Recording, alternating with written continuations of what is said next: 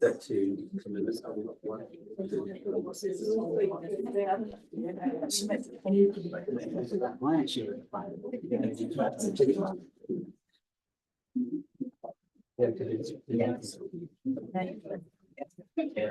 No, you're right.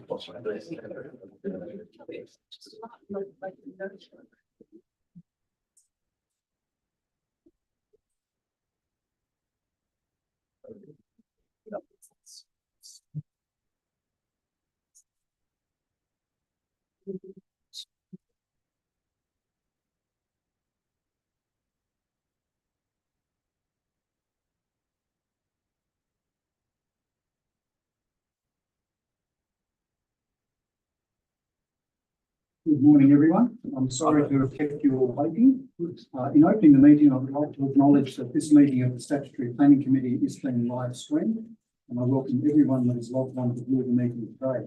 The meeting is also being recorded and will be available on the Commission's website or YouTube following the meeting. I wish to advise observers that Commission members may refer to technical devices such as phones and laptops throughout the meeting to assist them in considering the information before them.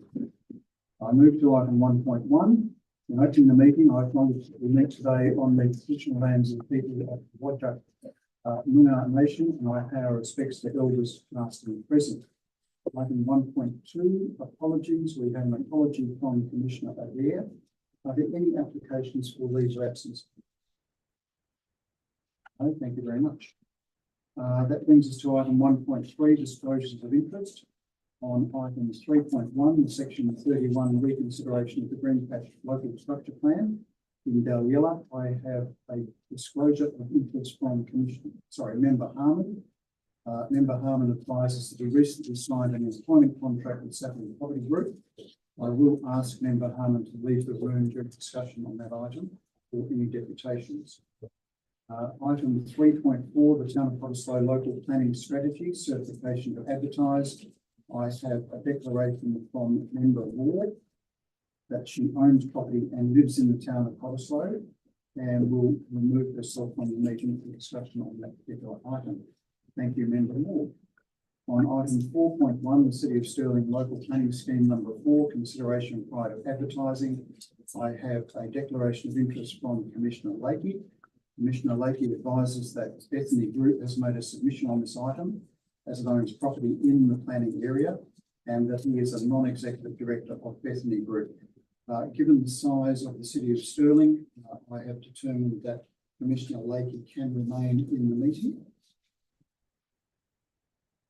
I have a disclosure of representation from myself on item 3.2, the lifting of urban deferment, lots 11 and 74 Beanyard Road, Banja. I've met with the proponent and consultants together with DPLH officers in the course of my normal activities as chairman of the commission. I have not been provided with any additional information that is not available to the committee today.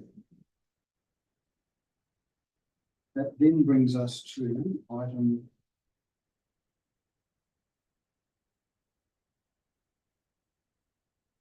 run checks here.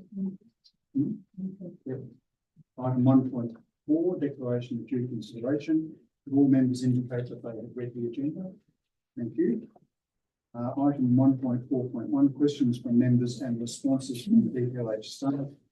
Member Franklin, you did ask some questions. I believe they're going to be answered during the discussion on the item, which is item regarding the City of Stirling 4.1. Thank you. That brings us to the previous minutes. Can I have a move in a second that we adopt the minutes of the meeting of the 24th of July, please? Moved by Commissioner Cole, seconded by Councillor Knight. No dissent. Thank you very much. That brings us to item 2, deputations and presentations. 2.1 is a presentation on item 3.1. Member Harmon, I will ask you to read the room, please.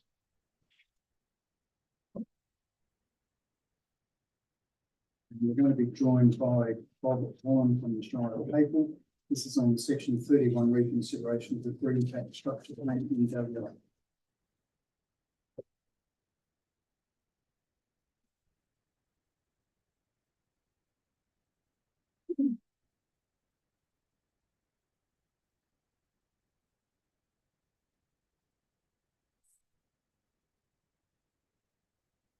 Good morning, Mr. Wallen. I can see that you're online. I will just need you to start your video so we can see you on the screen, please.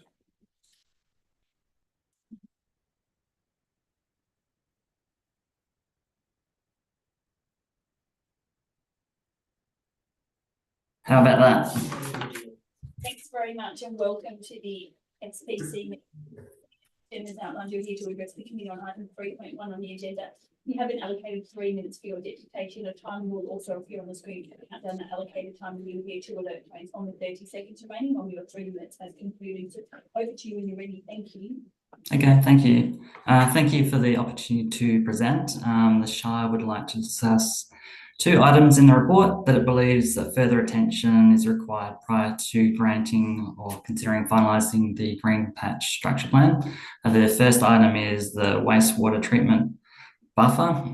The Shire acknowledges Water Corporation's comments that licensing requirements may require additional odour control works should off-site impacts be observed.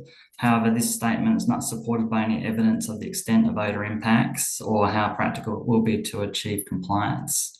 At present, the Shire is not comfortable that this issue can be resolved without this technical evidence being supplied. Item 2 relates to the community purpose site.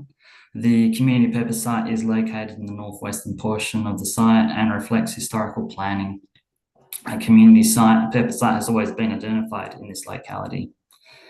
And I draw your attention to figure 1 in attachment 5, and it's page 55 of the agenda. Figure 1 shows the structure plan map and contains the community purpose site. The legend includes annotation that it's for its possible removal, referring to section 4.8 of the report.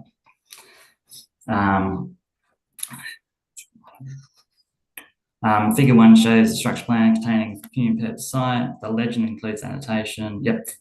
Removal. Sorry, I've just gone back. Section 4.8 states that alternative land use outcomes may be contemplated by the Commission at the time of subdivision approval. It further states that an alternative may include a residential design option. This option is supplied in figure 2, and that's page 60 of the agenda. It is the Shire's position that any amendment to a community purpose site should be subject to a structure planning amendment process, not through a subdivision application. The structure plan amendment process allows an open and accountable process that includes public and agency comments, and allows for a comprehensive review of community purpose and open space needs within the Dalyellup structure plan area. A structure plan amendment process is consistent with established precedent in the locality, and that was done through Amendment 2 to the Dalyellup Beach Structure Plan, which was finalised in 2010. Amendment 2 reviewed the location of a number of community purpose sites based on a comprehensive review of the planning framework, local planning, a local open space distribution and functionality, and is requested that a similar approach is reasonable in this instance, as it will enable a holistic analysis of needs and appropriateness of facilities. In conclusion, it's requested that the WAPC resolution be modified to require 1, analysis of an existing odour conditions by a suitably qualified professional, and any issues identified being shown as resolvable through site-specific practical solutions prior to finalisation, and 2, amend figure 1 and section 4.8 of attachment 5 to require any review of the community purpose site to be undertaken through a structure plan modification process. Thank you for your time. Thank you very much, Bob. Can you members have any questions, please, for the deputation? No, thank you very much. Thank you. We move to item 2.2 on the same matter, section 31 reconsideration of Green Patch Structure Plan, and we're going to be joined at the table by Paul McQueen of Lavin Legal, Drew Tompkins from the Saturday Property Group, and Camilla Hope from Plan Focus. If you could please join us up here.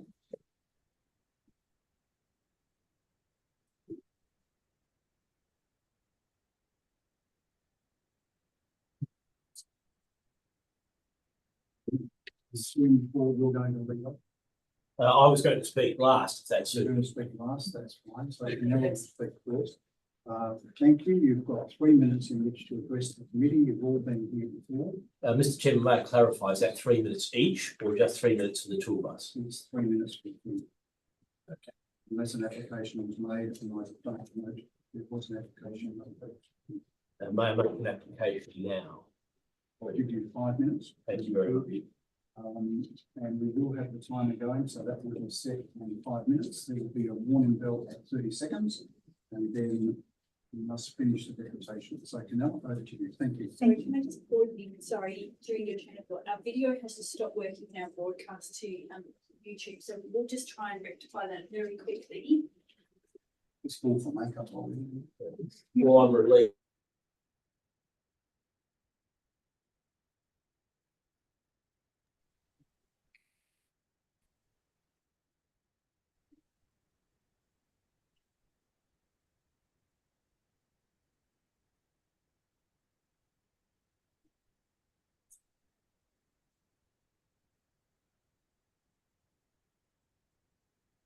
Thank you, Canal. Thank you. Good morning, Chairman and committee members, and thank you for the opportunity to present. Overall, the Satellite Property Group and the team that's been involved in the Green Patch Structure Plan is very pleased to have reached this point of reconsideration and also the positive recommendation from officers.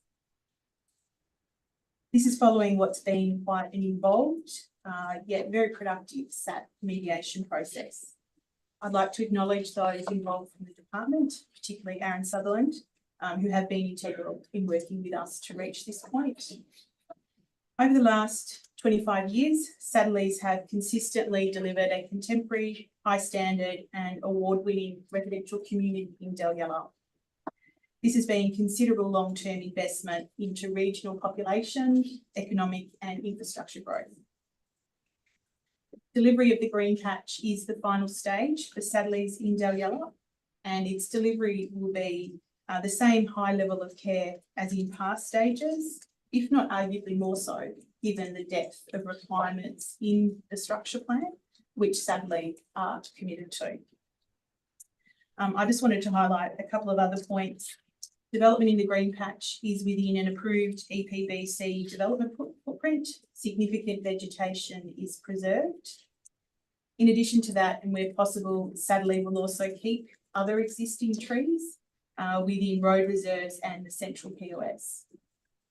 A discrete area of contamination is being thoroughly investigated and ready to be remediated, and bushfire risk is well managed. A key concern of some has been loss of habitat. To protect the remaining areas for conservation, which is nearly 50% of the site, we believe it's in the public interest to ensure that that's publicly managed with sufficient safeguard in place, and we look forward to working with the department about that. The complete Green Patch structure plan before you, it is comprehensive and it includes many necessary and agreed to safeguards. Our teams made a concerted effort to reach this point with department officers, and we trust and hope that the committee will concur with the officer recommendation. Thank you. Thank you. Good morning, Mr. Chairman, members of the committee. May I draw your attention to two documents. The first is the letter from my instructors, Lavin, of 19 August, which I'll proceed on the basis the committee's had an opportunity to read. And secondly, the officer's report. My instructions are to speak in favour of the recommendation, and as with my colleague, Ms. Hope, thank the departmental officers for the professional manner in which they conducted the negotiations forming part of the SAT proceedings. As is noted in the report, the decision of the SPC of 18 July 2023 was not disputed. Rather, the SAT proceedings focused on the nature of the issues raised through the proposed modification. There were 4 mediations starting in October last year and concluding in May. The purpose of the mediations to work through the issues, and then the applicant lodged additional material and amended structure plan, which is before you today. Respectfully, as has been set out in the agenda and the report, all of those issues have been addressed, including the EPBC contamination, purchase site, the O buffer, all the other matters. 50% of the site, importantly, will be retained for public purposes. There are no remaining issues, and those things that are still yet to be finally resolved can be dealt with through conditions like subdivision approval, as set out. I therefore commend the recommendation to you. It would be remiss of me not to deal with finally 2 points. The letter of submission from the Southwest Environmental Centre, which focuses principally on the odour buffer issue, as well as a couple of other matters dealing with contamination purpose. I don't need to say anything other than the buffer has been set through an MRS process and the water will provide additional advice. I therefore rely on what is said in the report, both that issue, that is the wastewater treatment plant buffer, and in respect of what was said by Mr. Wallen with regard to the community purpose side. All of these matters have been dealt with. The Shire has been consulted heavily, as have the other agencies, by the officers as part of preparing the report. The final point I'll make is that the subdivision process is, of course, an open process, and the Shire will be a referral authority as part of that consideration.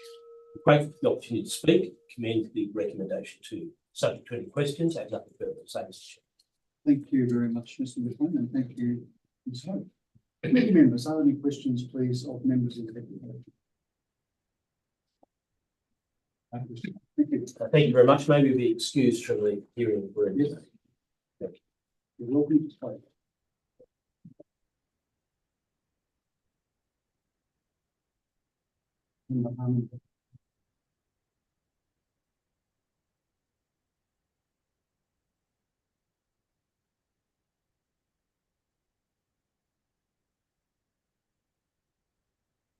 And member Watt will want to speak. That's not.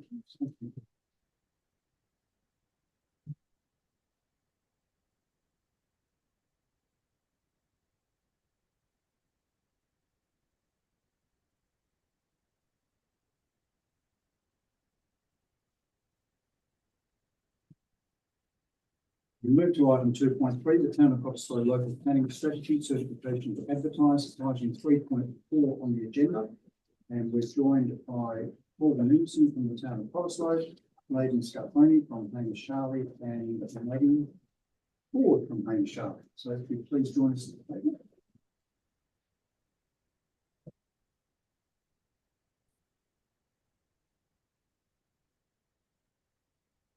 Or I believe you'll be leading off on this one. I will, Chair. So you know the format, there's a timer there. Yes, absolutely. Thank you.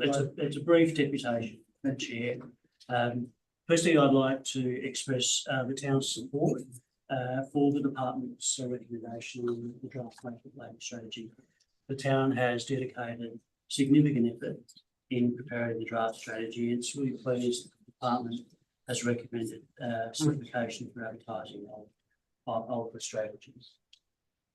The town has liaised with the department in respect to the modifications recommended to the strategy, and we're comfortable with those modifications.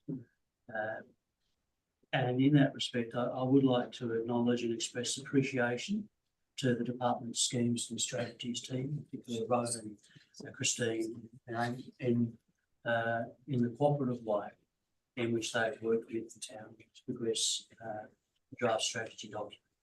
So the town's keen to advertise the local planning strategy as soon as possible. In this respect, one matter that I would raise is that when council considered the local planning strategy in February and referred it to the department, it did resolve to seek support from the Commission at the time to extend the advertising period from 35 days to 35 days from the regulated 21 days. And that was to provide a reasonable opportunity for stakeholders to comment on this important strategic document and potentially improve that document. So we wanted a good period of time to allow for that community consultation. So I understand that the regulations require the Commission or the committee to resolve for an extension of time. So I would respectfully request then the committee when you consider the item, include an additional timeframe of 35 days rather than the regulated 21 days. But apart from that, Chair, thank you very much for the opportunity. We're happy to take any questions, and Nathan and Maddie are here from Home Charlie and Towns Consultants for the preparation of the strategy. So we're yeah, happy to take any questions you want. Thank you very much, Paul. Committee members, are there any questions, please, of the deputation? Thank you very much. You're more than welcome to stay. Thank you.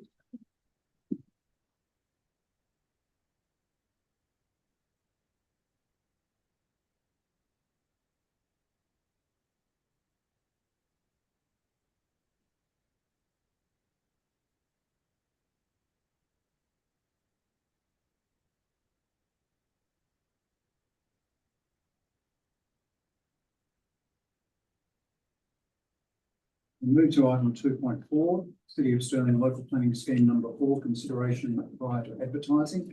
It's item 4.1 on the agenda. We're going to be joined by Simon Burnell from CLE Town Planning and David Parsons from Mirvac. Thank you.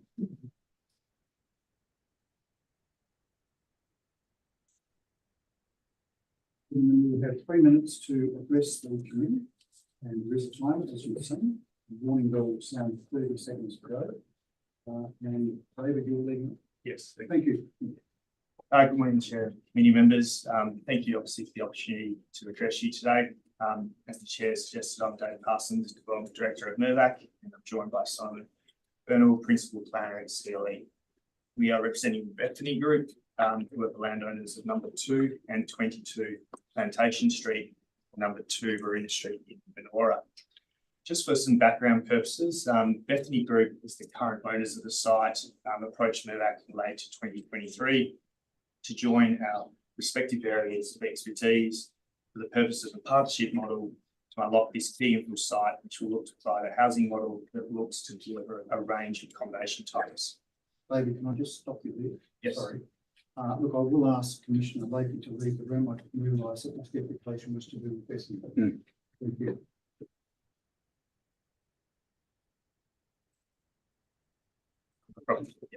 So Bethany, as a leading not-for-profit care provider, and Mirvac is a leading Australian property group, and our integrated development capability are uniquely qualified to undertake the development of this 2.5 hectare site. We see the site as a unique opportunity to deliver a range of housing types, from terrace offerings to apartment dwellings, allowing for ageing in place outcomes in the short to medium term, as well as providing for non-residential uses that will look to activate and provide amenity and other local conveniences for the broader community. This will provide the opportunity for a more modern integrated residential and aged care model, providing an alternative to the conventional village style approach that we may be aware of. So I'll just hand over to Simon for some of the planning context. So number 2 and 22 Plantation Street, currently zoned private institution. 2 Ariana Street on the corner is currently zoned residential R20. LPS 4 seeks to rezone subject land holdings to residential with our coding of R80 and retain the R20 coding on the corner lot. We see this as a positive step forward to allow for residential development. However, this is not suitable for the control of built form and does not facilitate any land uses other than residential. We recommend that the site should be collectively zoned urban development, which would facilitate the preparation of the precinct structure plan. This process would address all relevant planning considerations, provide certainty to future subdivision and development applications to the surrounding community. A PSP is the appropriate framework for mixed-use development to manage interface, public activation, and provide site-specific built form response in an infill setting. It also allows for further community engagement to occur through the preparation of the framework, meaning that the change to urban development now does not have any implication for the advertising of LPS 4. Including the urban development zone would procedurally assist planning processes, provide greater certainty that the site warrants further, and would allow Mirvac and Bethany to progress the precinct structure plan concurrently with LPS 4. In summary, we request the urban development zone to streamline the planning pathway and to be transparent to the community through public consultation, of the ultimate outcome, which has been generally supported by the City of Stirling and DPLH through preliminary engagement with them. Thanks for your time and consideration. Thank you very much, Simon and David. Committee members, are there any questions? No, thank you very much. Thank you.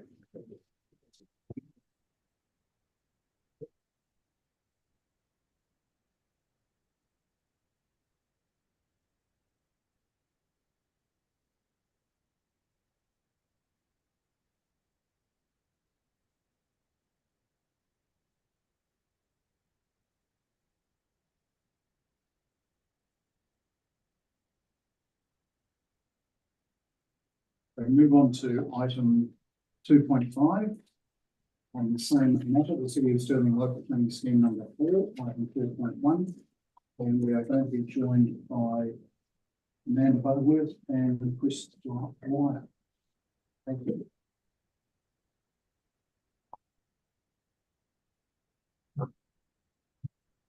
Now, we did combine these two deputations into one, those two deputation requests, so I've allocated 6 minutes Thank to you. you for this particular item. What will appear on the screen shortly, Yes. and there is a room bell at 30 seconds to go. Thank you, Amanda. Thank you. We've got a presentation Okay, that can be displayed. On the Thank screen, you. you can just ask for it. Thank you. Hello. Thank you. Hello, Chairman and committee members. We represent Minx Proprietary Limited, owners of 200 Pearson Street Churchlands, and wish to speak to you today about our proposal to modify draft LPS 4 to recode 200 Pearson Street to a higher density coding under LPS 4, and for that to form part of the scheme to be advertised. Next slide, please. The site is vacant and development ready with a total land area of 3.7 hectares. We refer to the recent media statements from the Minister for Planning and the desire to provide true medium density housing located along corridors. We say this site represents a perfect opportunity for such development. Next slide, please. The site is approximately 5 kilometres from the Perth CBD. Next slide, please. And is on a corridor as identified under the Central Sub-Regional Planning Framework. Next slide, please. The site is vacant and capable of being serviced. There's currently an undeveloped area in between the existing dwellings to the north and 200 Pearson Street, and that undeveloped area could act as a transition from the medium density development subject to this proposal and the existing R20 low coding to the north. Next slide, please. Sorry, and next slide. The City of Stirling draft LPS 4 proposes to simply retain the existing R20 coding over the subject land. We say that this is a missed opportunity for true medium density development at the Parisian scale as referred to by the Minister. We provided a submission to DPLH in regard to the opportunity to have, we have also met with DPLH staff and they've recognised the merit of this proposal for increased density on this site. At the request of the DPLH officers, we prepared the proposed zoning plan, as you can see on the screen, that covers the property at 200 Pearson Street and the adjoining site, with the combined land area of the two lots, of all of those lots combined being a total of 8 hectares. This represents an opportunity for comprehensive medium density development. We understand that the officer recommendation may not support our proposed zoning, but we do request your support to modify draft LPS 4 to accommodate this medium density proposal, which we say is consistent with the relevant state planning framework and the site is development ready. 2 slides over, please. Thank you. I now hand over to Chris Dwyer, an architect from NGA Studio, who will briefly outline the design-led process that's led to this proposed density arrangement that we seek you consider today. Thank you. Thank you. Yes, next slide, please. We were engaged by Alling Associates initially to undertake a peer review of a design by others. This process was investigating maximising the proposed lot, how one might achieve the greater density on there through R30 operated zonings. Next slide, please. We took that opportunity to investigate how we could better connect that neighbourhood, understanding the adjacent sites have sat undeveloped for the last 20 or so years. We needed to understand how this lot itself could exist in the interim as it is ready for intensification and how this could link into a greater community network. Understanding pedestrian pathways through to the lake. We looked at anchoring the precinct on the east and west with some larger built form, and then tapering down through to 30 in the centre of the site. We understood what was on the north and south of us, and have looked to integrate a future possibility for those precincts and how they might all tie in together, so we're not unduly impacting the adjacent development potential. Next slide, please. We looked at this through a series of diagrams. This is the existing situation on site with the existing roads in place and the future possible connections. Next slide, please. And then how we could realise this design, again, anchoring Pearson Street with the bus network through there with the high density, then tapering through the R30 in the centre of the site, and then re-rising again up to an R60 at the lake edge, offering the high amenity that comes with the lake presence and proximity to walking paths and aspect of the city. Next slide, please. Then we started looking at how we could integrate with the future possible development to the north. Again, looking at the white R20 as a possibility through there, and an opportunity with that purple R100 on the lake edge, again, to assist in further intensification and further housing opportunity typologies in this precinct. And then looking at a possible R40 aged care or similar along Pearson Street in the orange. Next slide, please. And then again, making sure that we weren't unduly impacting the adjacent site, realising again, how could this site possibly be redeveloped? So again, similar strategy, anchoring with the high density to Pearson and to the lake edge with R30 infill to the fore. Next slide, thanks.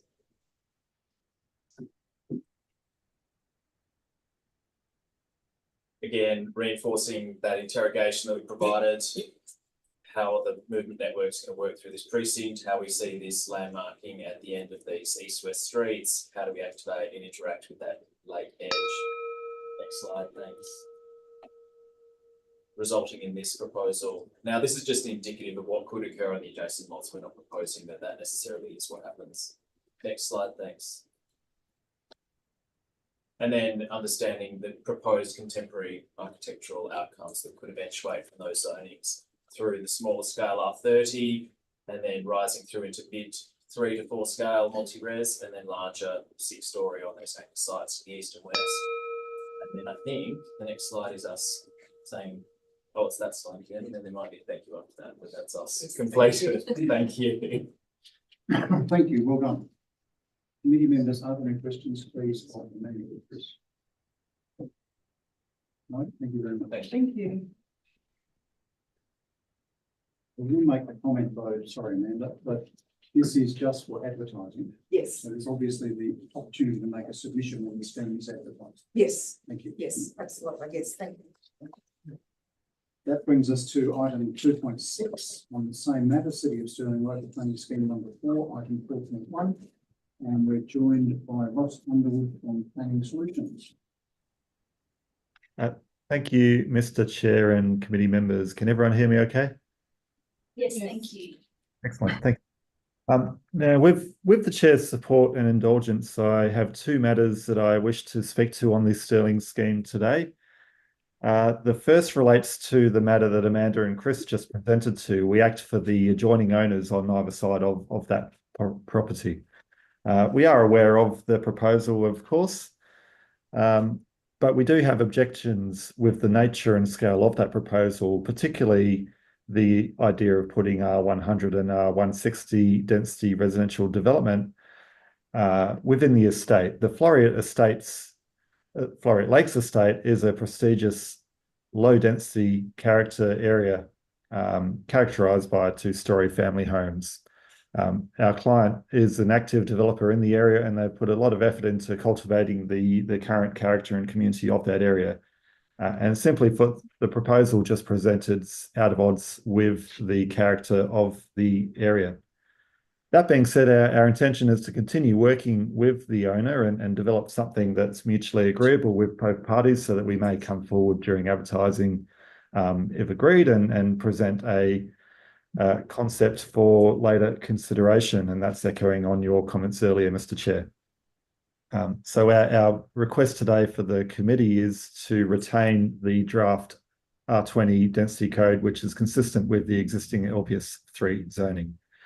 The second item that I referred to relates to a proposal which is on the 76th page of the agenda documents.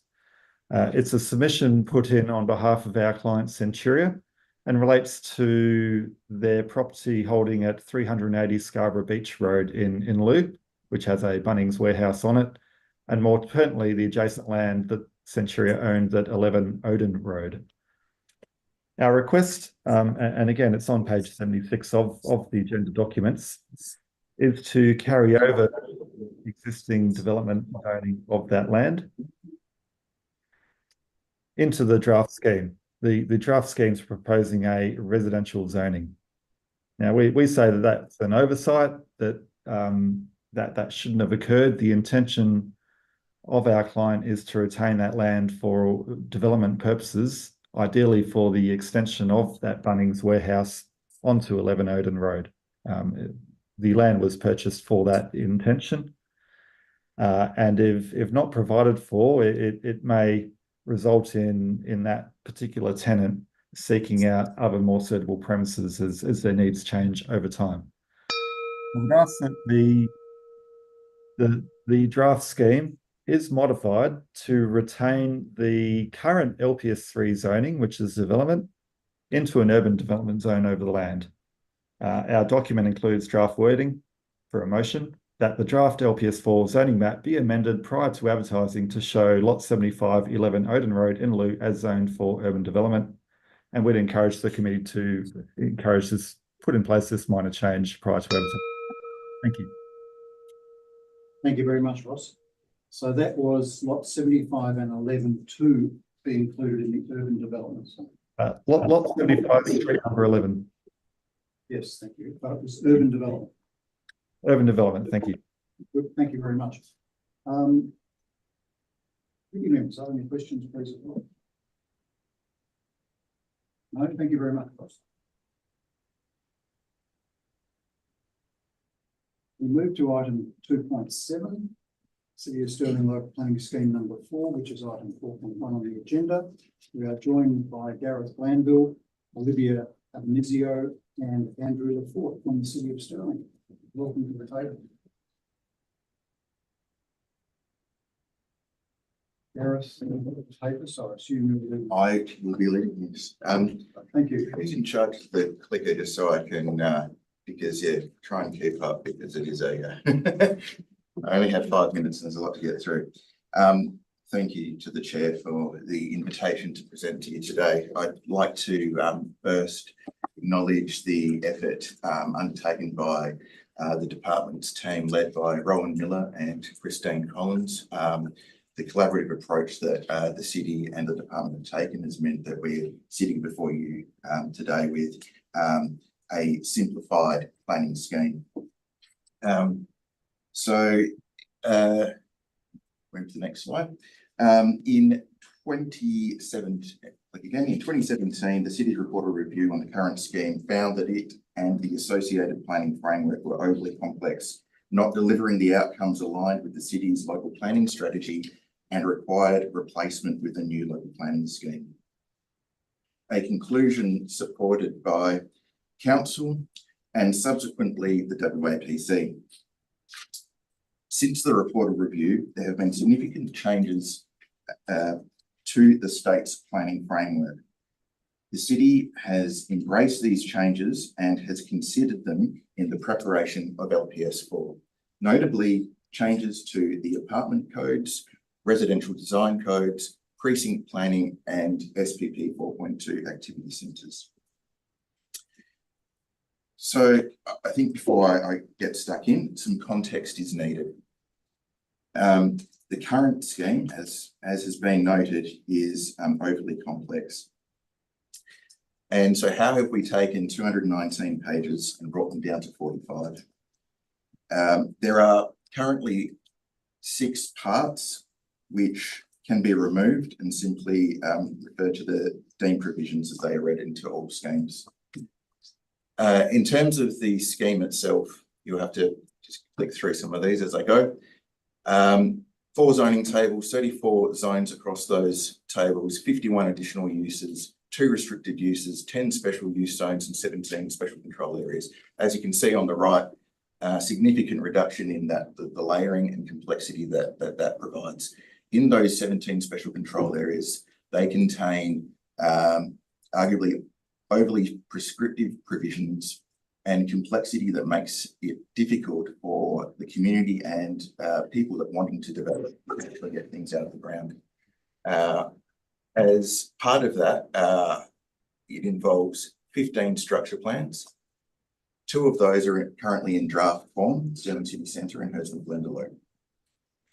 As part of the revision of the city's planning framework, those have been reduced in size and are reflected in the scheme through normalisation. So too with the local development plans. 6 of those are for Stirling City Centre alone. We've removed the majority of those. The 7 left are those that have been prepared by landowners, and so we are just honouring what they have in place.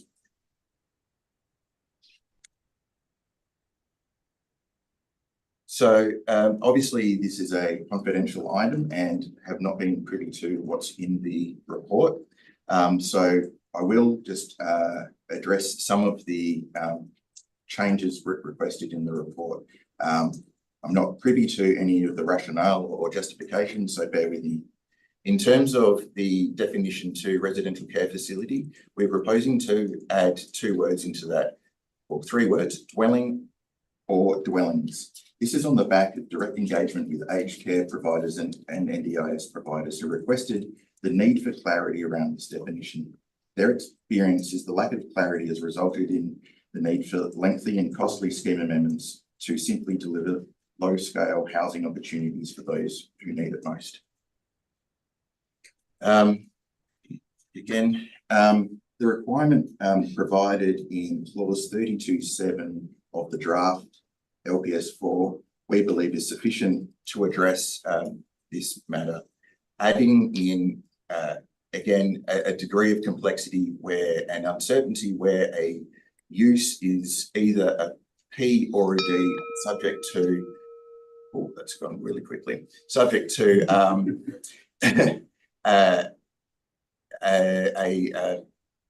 the need for a DA means that it's inconsistent with the deemed provisions and it is a misinterpretation of what a P use actually is.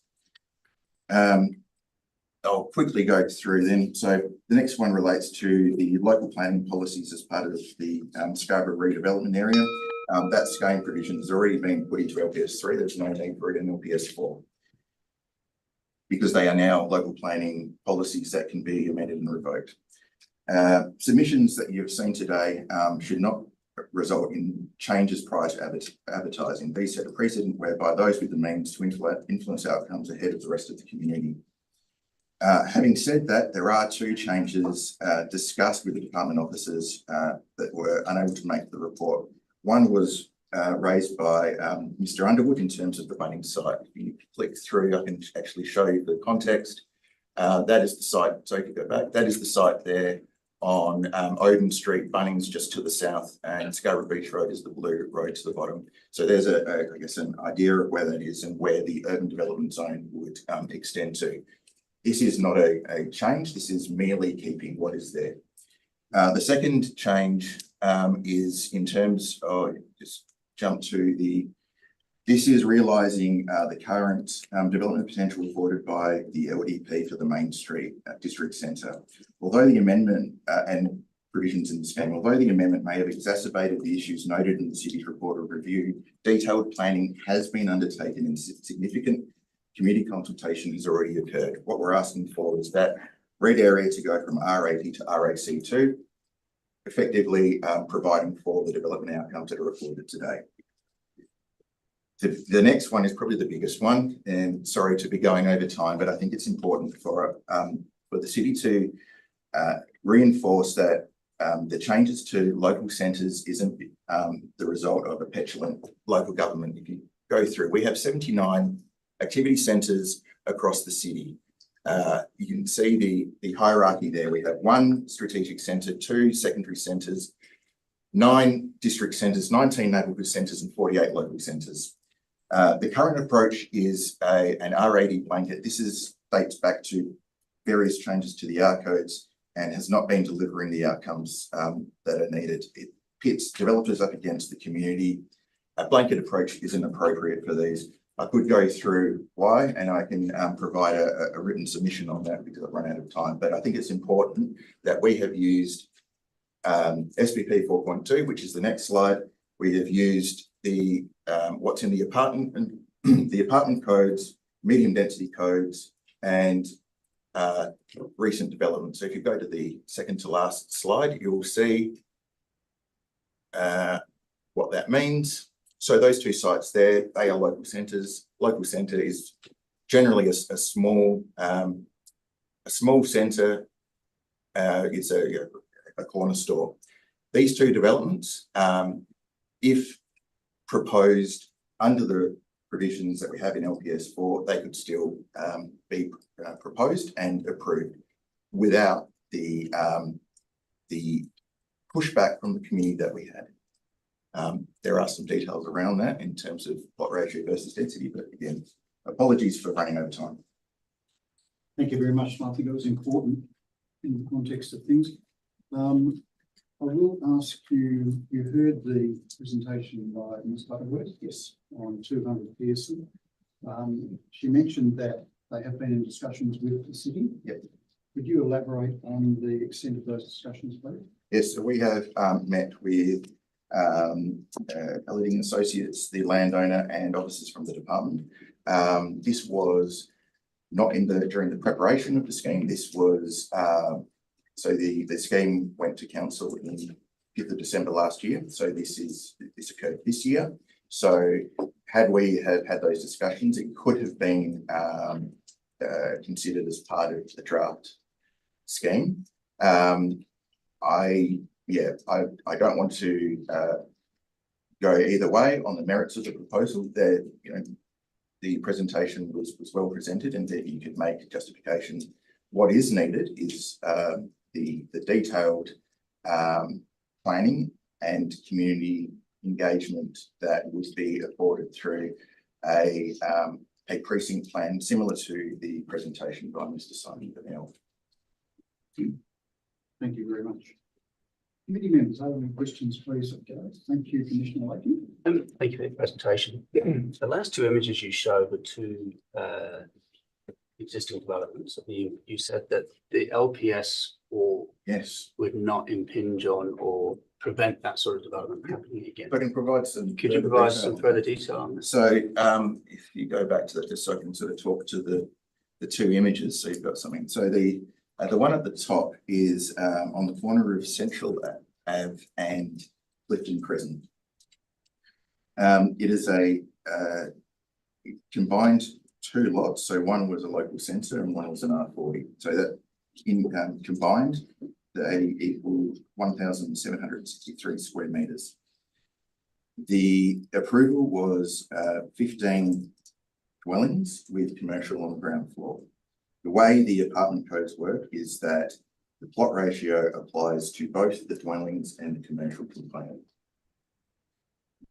That means that there was a variation to the plot ratio. So plot ratio of 1 per R80, and this was a plot ratio of 1.44.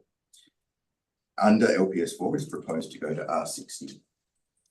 Under R60, apartments are dealt with on a site area basis. That is with the introduction of the medium density codes. That is a better way, and it's detailed in the slide, but it's a better way of allowing dwellings without being caught up in the whole plot ratio scenario.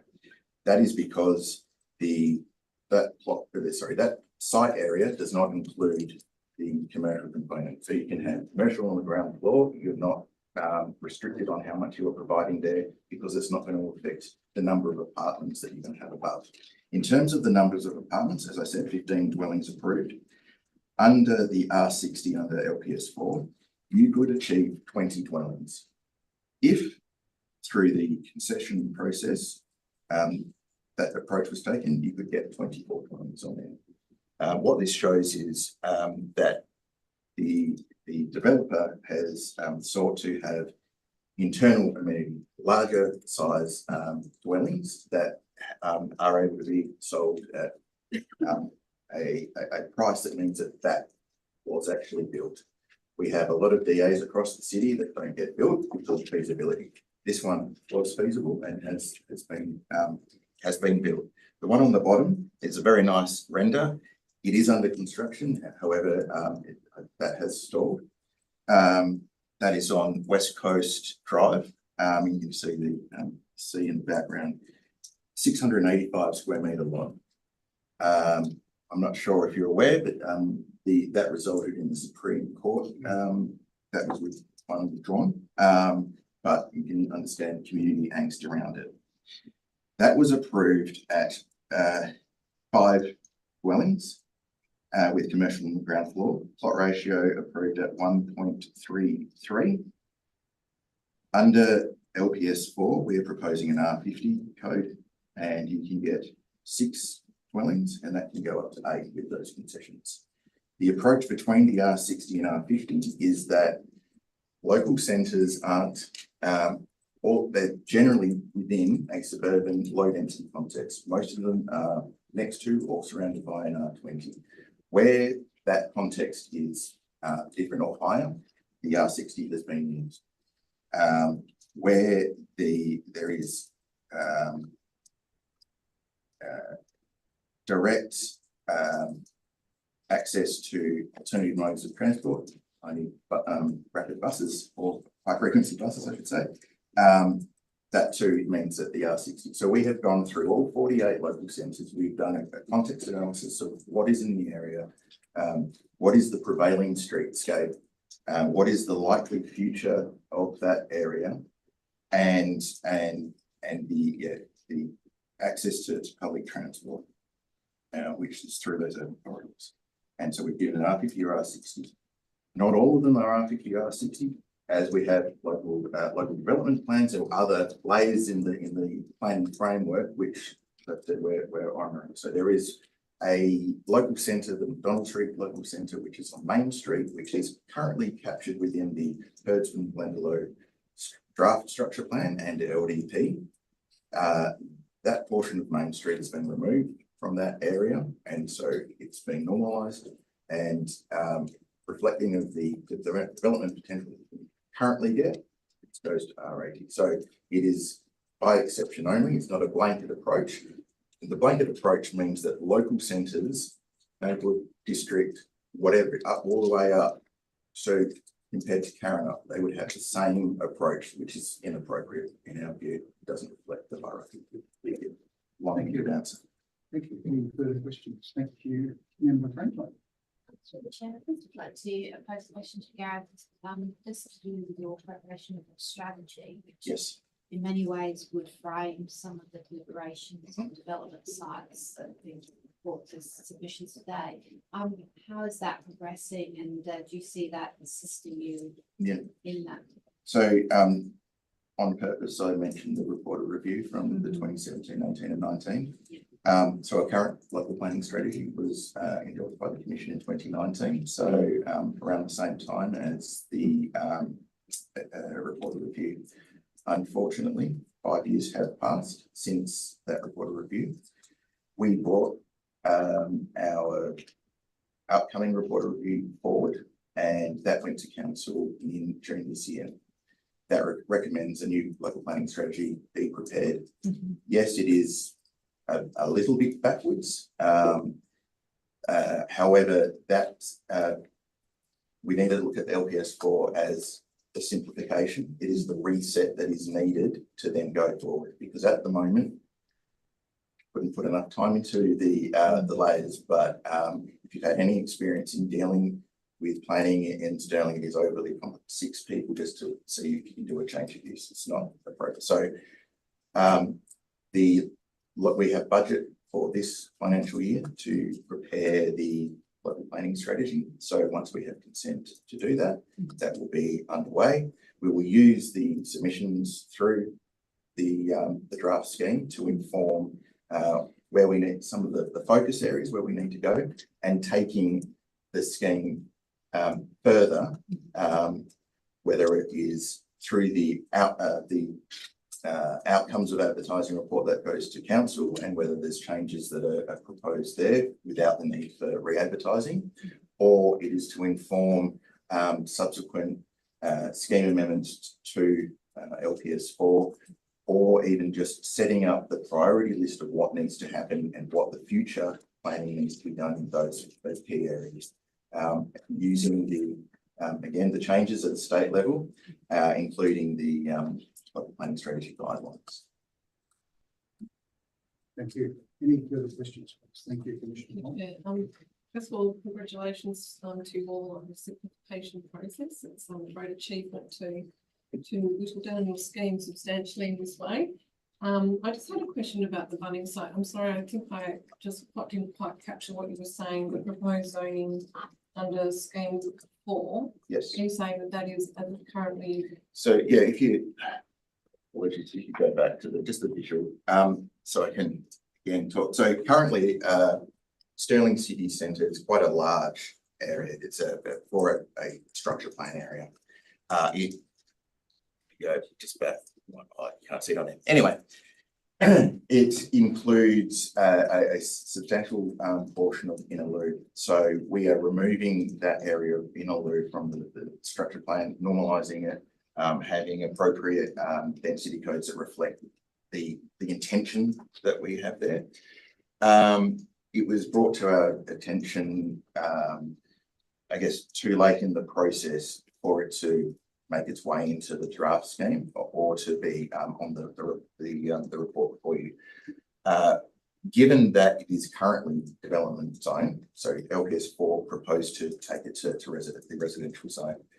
Given the change to the 10-year arrangements, it's owned now by the owners of the Bunnings site immediately to the south, and it will form part of a future of their site. We're also including the lot that is on the corner of that side street. There is a childcare premises on that. So I guess it is that Odin Street would have non-residential uses front of that. Although a childcare premises can be approved in a residential zone, we felt that it would make sense. Given that it is currently development zone, it's not a stretch for it to just go to urban development zone, which is the equivalent. So it's not necessarily a change, it's just a change to the draft. In short, are you seeking for the committee to consider the request for urban development? Yeah, so I guess the proposal that Mr. Underwood put and the wording, the city completely agrees. Unfortunately, in terms of timing, it didn't make it plain. So we completely support it. Thank you. Thank you. Any further questions, please? Thank you very much. Yeah. We now move to item 2.8, deputation from Henry Dykstra or Hardy Dykstra on the Shire of Serpentine Jarrahdale Local Planning Scheme number 3, Amendment 21, which is item 4.2 on the agenda. You've been very patient waiting there, Henry. So, interesting. Look, thank you, members and Chair, for allowing me to speak here this morning on amendment number 1 to the Shires of SJ Town Planning Scheme. The owner of lot 101 King Road, of number 101 King Road in Oakford, is seeking to change out an existing poultry farm land use for a low-key light industry, and it's a light industry that involves blending and packaging and storage of non-hazardous agricultural and mining products. And in order to address Water Quality Protection Note 25, an environmental risk assessment was done by Statutory. The report compared the existing poultry farm operations to the proposed blending operations, and the report concluded that the new land use would result in a reduced risk to the groundwater resource.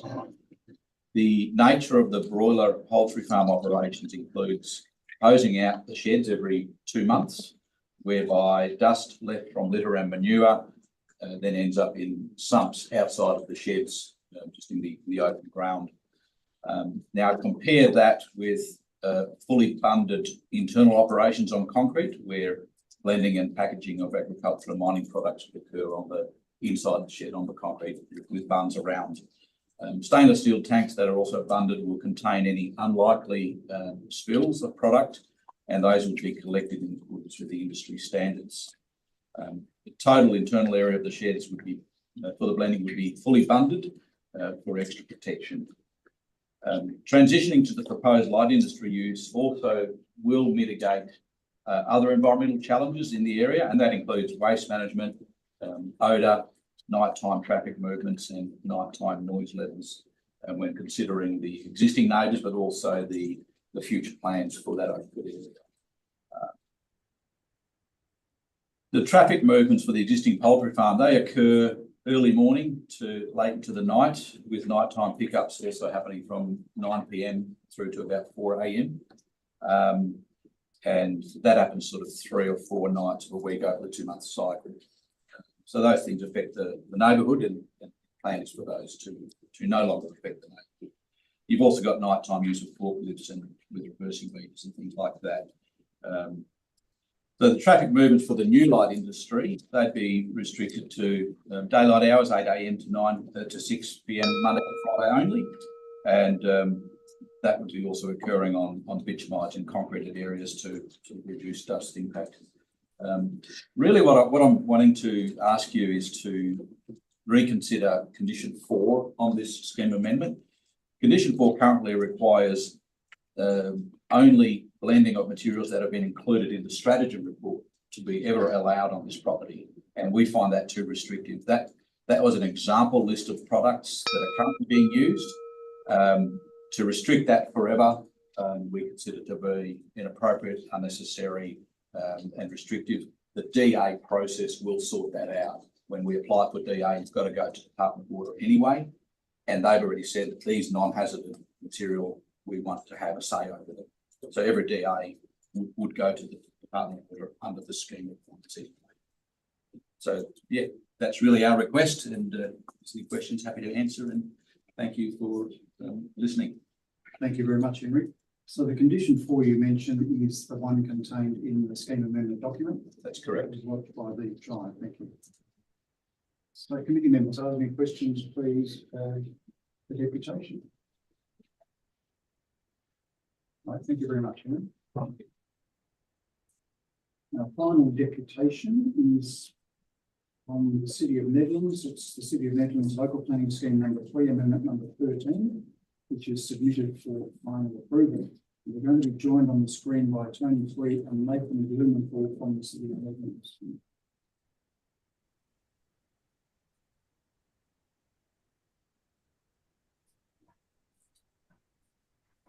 Good morning, City of Nedlands. I'm Tony and Nathan. Hi. Apology for the wait time you've experienced this morning. As the chairman indicated, you're here to address the committee on item 4.3 on their agenda. You do have 3 minutes for your deputation. As with others, the time will appear on the screen to count down that time.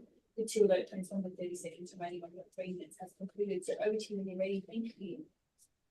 Thank you. I'll just make the deputation, then Nathan can take any questions that the committee may have. So thank you, Chairman and committee members, for this opportunity. Amendment number 13 to the City of Nedlands Local Planning Scheme seeks to provide guidance for built form and land use along Stirling Highway that has to date been absent, resulting in inconsistencies in decision making and uncertainty for the community and developers. The amendment ensures that building heights will be aligned with community expectations and volume 2 of the R codes. It also seeks to rationalise and improve vehicle access and traffic flow by directing access away from Stirling Highway. It seeks to improve the visual amenity through additional trees along the corridor to enhance streetscape outcomes and the pedestrian experience. It's the city's view that these changes to built form, landscaping and vehicle access controls will promote consistency in development outcomes and provide more certainty for the development industry, local community and other stakeholders as to how development along Stirling Highway should look and function. The amendment follows numerous stakeholder consultation exercises and background research carried out over several years. The amendment is supported by the Stirling Highway Strategy, which sets out broad objectives for the area, breaking the highway down into sub-areas, each of which has its own desired character. The amendment recognises the urban consolidation principles of the Central Sub-Regional Planning Framework and seeks to facilitate the implementation of these principles through land use changes and the reintroduction of built form considerations. The amendment will facilitate the development of future policy instruments, which will further refine the requirements for the Stirling Highway Activity Corridor. The City considers that the amendment aligns with the provisions of the State Planning Policy 7.0, Design of the Built Environment, in its consideration of built form and scale. The amendment seeks to provide certainty with respect to bulk, scale, and height of development, aligned to both the expectations of the community and in contemplation of the provisions of the State Planning Policy. This is achieved by reverting height criteria to the R codes, restricting direct access to Stirling Highway from private land, and improved urban greening. I commend Amendment 13 to you, and thank you for your time and consideration, and we're happy to take any questions. Thank you very much, Tony. Committee members, are there any questions, please, of Tony or Nathan? Commissioner Cole, thank you. Thank you very much, Tony and Nathan. I think the objectives are very clear. I just wanted to ask a question about whether this in any way affects your dwelling targets under your strategy. Will that still be able to be met with this change? Don't anticipate that because we're not actually changing the density. Just so none of the plot ratio, none of that will change. It's just the vehicle access and height will revert to the R codes. And so it will be as per the R codes in terms of density. Thank you. Thank you. Any other questions, please? No, thank you very much. Thank you, gentlemen. Thank you. Thank you. And sorry to keep you waiting. There are 3 other deputations that are written deputations. So item 2.10 is a written deputation from the South West Environment Centre on the section 31 reconsideration of the Green Patch Structure Plan at item 3.1. The second written deputation is from Joshua Carmody of Planning Solutions on the City of Stirling Local Planning Scheme number 4, consideration of private advertising, which is item 4.1. And the third written deputation is from Tamara Clarkson and Mark Chadwick of the Shire of Derby West Kimberley on the Shire of Derby West Kimberley Local Planning Scheme number 9 for final approval, which is item 4.4. Thank you. We now move to item 3, the non-confidential items for discussion, decision or noting. And I will see whether or not there is an appetite to move any of these on a block. 3.1 must be discussed because there's a declaration of interest, and 3.4 similarly must be discussed because of the declaration of interest. So is there any appetite to move on block item 3.2, the lifting of the urban deferment, lots 11 and 74 Vineyard Road, Banja? A discussion on that item? Thank you. Item 3.3, the Shire of Mundaring report of review. No, thank you. And item 3.5, subdivision of lots 9002 and 9007 Beldavis Road, and the request for reconsideration of condition 16. No questions on that one? Sorry, there is an email from the City of Rockland, that's quite correct, so we will discuss that one. So could I have a move in a second that we move items 3.2 and 3.3 on block, moved by Member Harman, seconded by Councillor Knight. Vote consent. Thank you. Now, would members like to item a break for the continue or no? Good, thank you. So item 3.1, section 31, reconsideration of the Green Patch Local Structure Plan. Member Harman, I will ask you to leave the room. Thank you. We're joined by Ryan Shaw and Aaron Sutherland.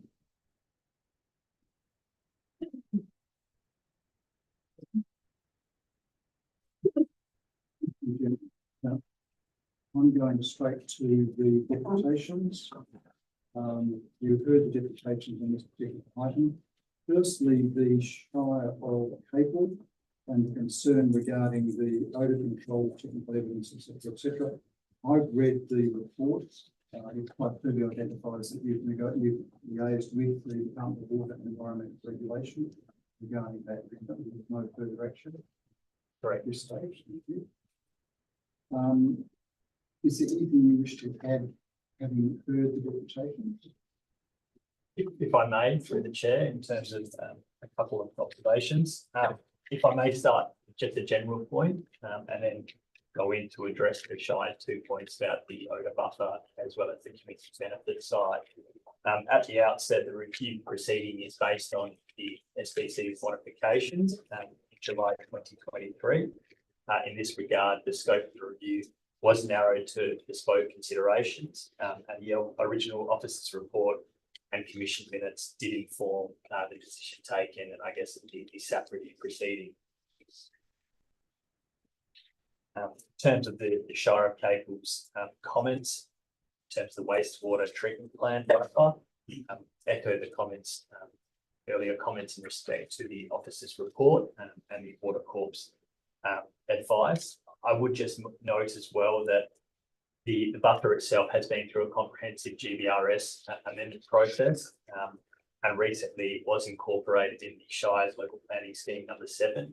This occurred in November 2023, which involves referral to agencies, including the EPA. Through this buffer, or through this process, the buffer was not re-agitated. Based on the Water Corp's recent advice, it is considered that the local structure plan as modified addresses the land use interactions. The Water Corp, I may just stress, has advised that the previous modelling, which underpins this buffer, already factors in a degree of conservatism, and for that robustness, the Water Corp is comfortable with the latest plan and accepts the ultimate risk from a licensing perspective. Thank you very much. Are there any questions from committee members of the officers, please? No. No, we have a recommendation before us. Do I have a mover and a second to adopt the recommendation? Moved by Commissioner Cole, seconded by Commissioner Brooks. No dissent. Thank you very much. Thank you.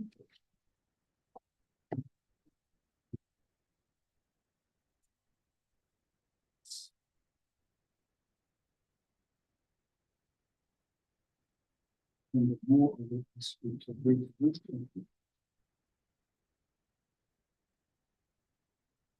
I'm going to ask you whether you get to screen. Yes. Thank you. Joined by Rowan and Christine. The deputation we heard was in favour of the recommendation. So is anything about the deputation? Just to confirm that we're supportive of the additional advertising period from 21 to 25 days. I've just circulated an updated recommendation for Commission support just to cover what's in the matter. Okay, now I note that the recommendation doesn't actually include the reference to 35 days. That's correct. So the updated recommendation that I've just sent through includes a note that clearly says that we support it. Okay, so that's the only update to the recommendation. Thank you. So there is a revised recommendation that we allow the strategy to be advertised for 35 days. Thank you, Commissioner. Yeah, just the reason why. For the extra time, I was a bit confused as to why. I mean, I'm not against it, but I just want a bit more clarity why to move it from 21 days. Thank you for the question. Through the chair. I'm not sure. I don't think they've given us a specific reason. I think there is probably a sense that 21 days for the advertising of something considered to be quite significant is not enough, so they would like to have some more time to do that. Would you have anything else? I was just going to add that we do see this quite often where local governments do seem to have a little bit longer than 21 days just so they can undertake a bit more meaningful engagement with their communities. So it is something that we see quite often and sometimes up to 60 days. So the request of 35 days seems appropriate. I think it's also made it quite clear in his deputation as to why they want the extra time. Yeah. is to allow the community to get fully involved in the administration. Any further discussion? It's not going to have a move in a second, but we adopt the alternate recommendation. Up here to Commissioner Blakey, seconded by Councillor Knight. No dissent. Thank you very much. We'll get member Moore back on the bench. Thank you.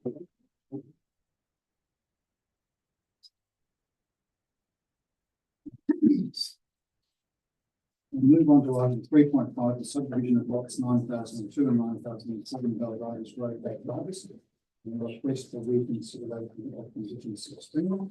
We are joined by Justin Aiden and Kansas.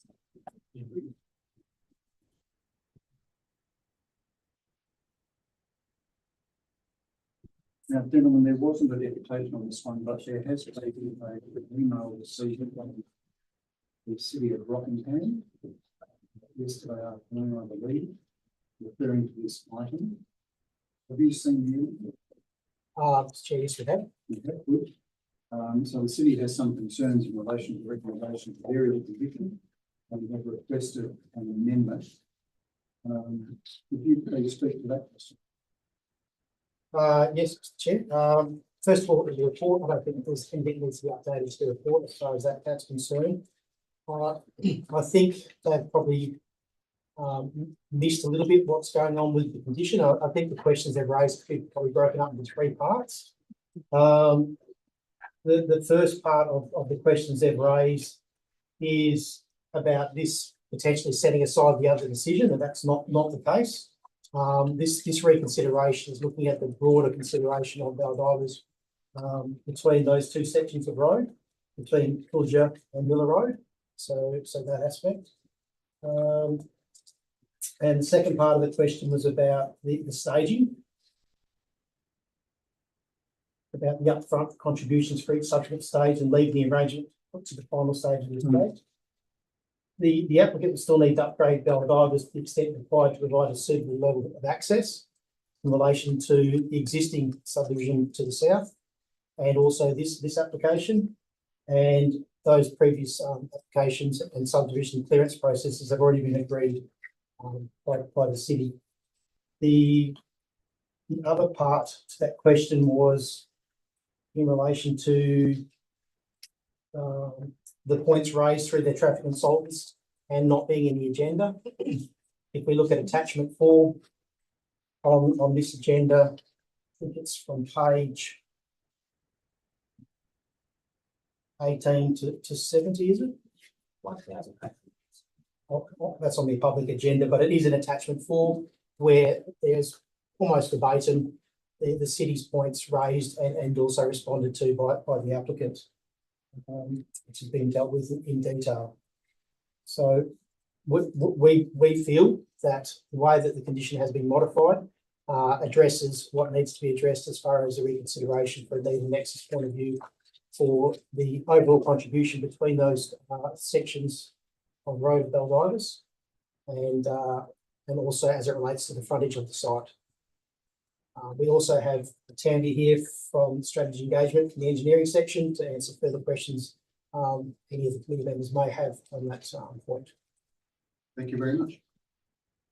Committee members, are there any questions, please, of Justin and his team? Member Harman, thank you.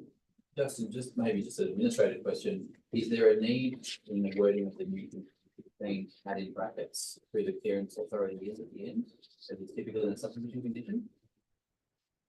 I.e., in brackets, you would typically have local government power to place the condition on. And I only ask in the context of the city raising concerns with the ability to clear that condition.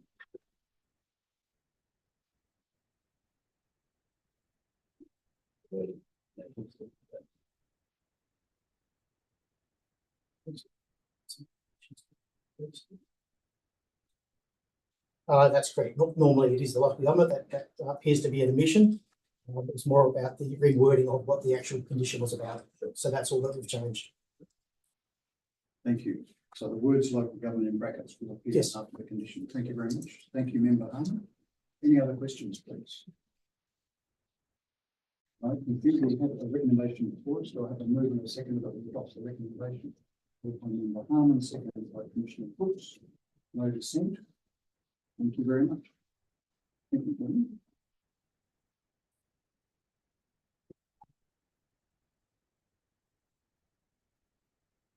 That brings us to item 4, confidential items for discussion proceeding on lodging. The Statutory Planning Committee will now move to the consideration of confidential items. And in doing so, I seek a mover and a seconder to resolve that the meeting be closed to members of the public. Moved by Councillor Knight, seconded by Commissioner Lakey. No dissent. Thank you very much.